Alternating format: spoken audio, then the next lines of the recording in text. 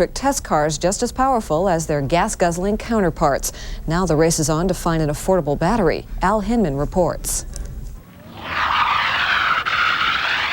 Electric cars may finally be kicking into high gear. The latest battery-powered models are a far cry from the old stereotype, stodgy vehicles that resembled golf carts. This test model can hit speeds of over 120 miles an hour. Running at highway speeds, this all-electric conversion can go for about 2 hours on an overnight battery charge. There's the problem.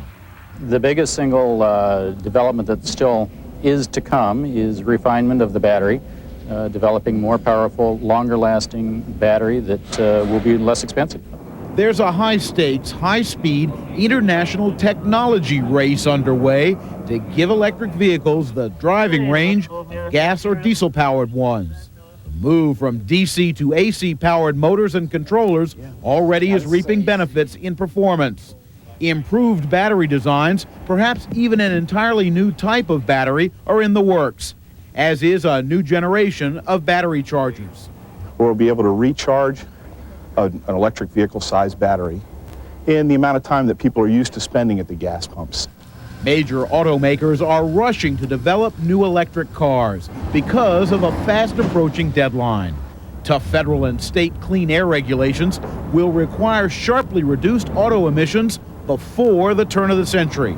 Electric vehicles are a very viable option for providing pollution-free transportation. The move to electric is not entirely driven by environmental reasons. Georgia Power is one of a growing number of utilities making the quiet switch to electric vehicles in their fleets as they dream of future profits from the move to battery power. Car makers know they'll have to find a way to make battery power affordable.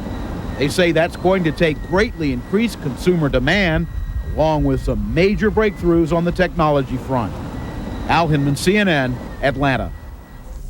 We'll be